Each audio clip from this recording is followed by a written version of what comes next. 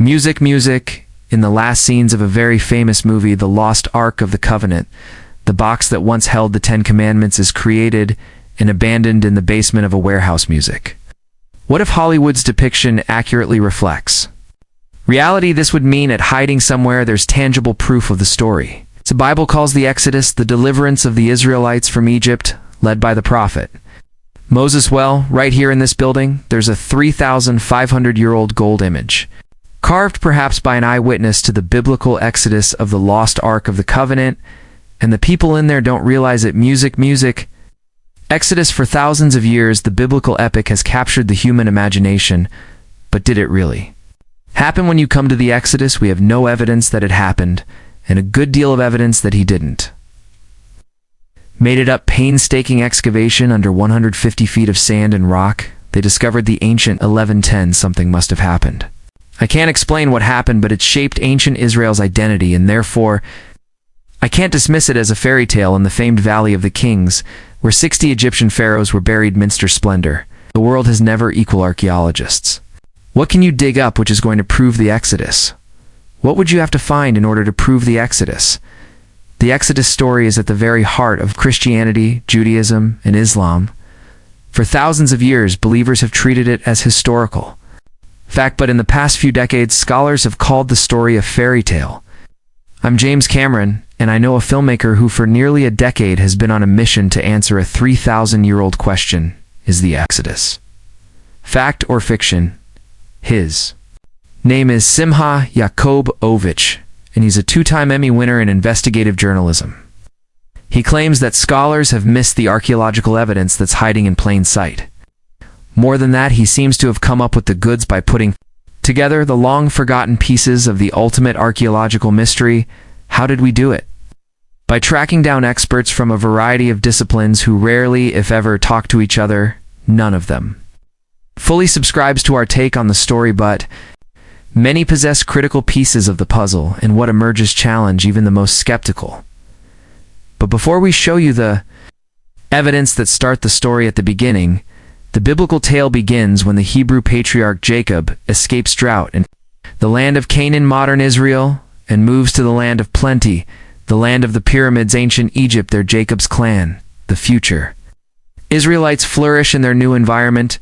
In fact, Jacob's son Joseph became as powerful as the rulers of Egypt, the pharaohs, and yet, after Joseph dies, his people are enslaved by the ruling Egyptians. More than a century later, the Egyptians became afraid of revolution and instituted a policy of drowning all the Israelite male infants. It was at this point Jacob's great-grandson was born to avoid death.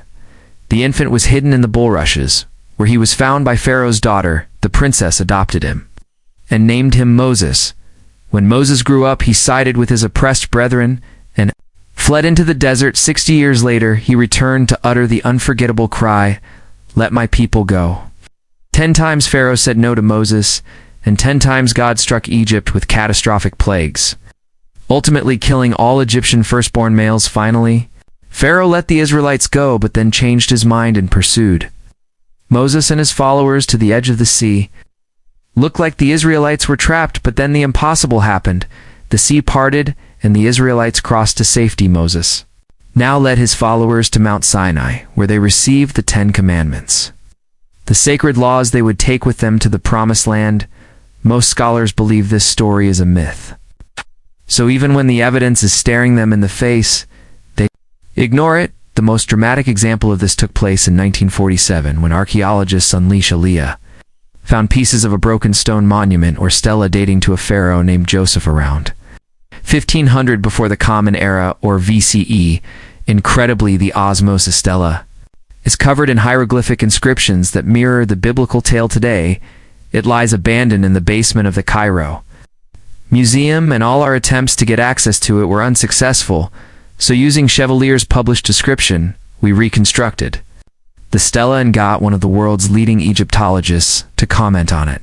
We have this very interesting stela, which is dated to the reign of F. Massey, records a tremendous catastrophe that happened to Egypt.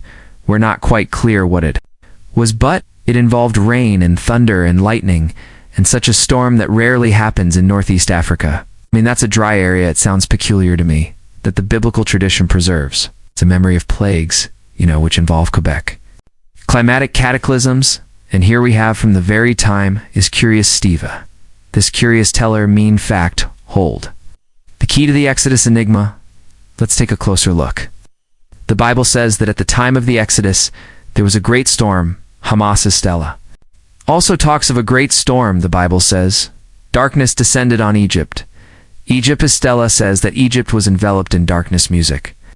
The stela then says something very peculiar. Those Egyptians worshipped many gods on this teller.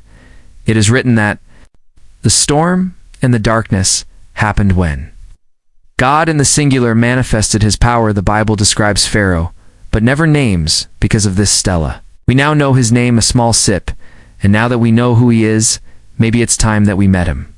This is the Cairo Museum, home to some of the most famous mummies ever unearthed. We came here in search of Pharaoh, Smoset, the man who we believe is the Pharaoh of the Exodus. At first, we couldn't locate him, but we did locate his father second. Enric Howe II. If we are right, this is one of the pharaohs who oppressed the Israelites. According to most scholars, his cow had been crushed by enemy axes. Perhaps those enemies were Israelites smashing his mummy as they left on the Exodus. We continued on our search. Frasmo said it was hard to locate him because he had been sort of misfiled, but we did locate one of his two wives under some debris in one of the museum's workshops. I revealed, according to our calculations, this somewhat discarded glass coffin contains the mummy of a woman whose husband contended with Moses and hardened his heart to God himself. At last we located. Pharaoh Amazing here is the man who confronted Moses' music. Can it be that, as Moses' father remembered, the Israelite prince he grew up with, and when he gave his son his Egyptian name, was Maseh, the moon is born. He chose the name because of a play on words in Hebrew, Osma Simeas, the brother of Moses' music. In history, Pharaoh Osmosis, most famous for expelling a foreign nation from Egypt around 1500 BCE. At the time, Egypt was ruled by a people that the ancients called hexes. Until recently, little was known about the hexes. Then in the 1960s, their ancient capital Avaris was discovered north of Cairo. Music, no one has ever been allowed to film at Avaris. To get there, we needed the cooperation of the Egyptian authorities. They're concerned, and in the volatile Middle East, the discovery of biblical artifacts will somehow strengthen modern Israel's claims in the area. As a result, the Exodus is a touchy subject in Egypt today, so we didn't mention Moses, and we stressed that we were interested in Pharaoh Osmaseh and the Hyksos. He drove out of Egypt after months of negotiations. We're finally given permits to shoot at Avaris. Music. This is Avaris, a walled city dominated by palaces. 500 years ago, it was surrounded by branches of the Nile. The virus was discovered by Professor Manfred Bietak of the University of Vienna. Although only a few acres are exposed today, in ancient times, a virus seems to have dominated the area. Virus itself was much bigger. It was 250 hectares, so it extended from here to the east about 2 kilometers, and from here to the south steppes even 1 kilometer in the richest period. This was one of the major residents of Egyptian pharaohs. Egyptian history clearly states that the Hyksos who ruled mighty Avaris were Semites like the Israelites, and that they left on a mass exodus known as the Hyksos expulsion. We have in the Bible the story of the Semites leaving Egypt and going eastward from Egypt. At the same time, independent of the Bible, we have a story of the Hyksos being expelled from Egypt. I think definitely the two stories are related. They're describing the same event from different viewpoints.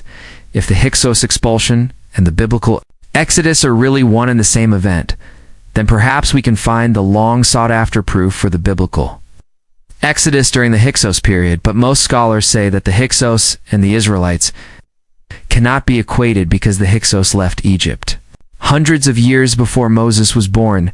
These scholars also say that the chronology of ancient Egypt cannot be tampered with. You can play with Egyptian dates, you can move them up maybe 10 years and down 10 years, but you can't move up and down 50 or 100 years. That's not possible, and yet many people try to do that. They try to adjust chronology to fit their predetermined notion of biblical history. You can't do it, but maybe we have to. What if scholars are placing the Exodus in the wrong time period? Imagine the confusion if in the future scholars date world War II to the 1990s, you'll never find any evidence that it actually happened currently. Most scholars date the Exodus to 1270 BCE, during the reign of Pharaoh Ramses II, but some scholars are now breaking with that consensus. The Bible gives information that would put the Exodus about 480 years before the early years of Solomon, in the middle of the 15th century. BC Professor Benson's calculations move the Exodus from its present date to 1470 BCE, less than 100 years from the traditional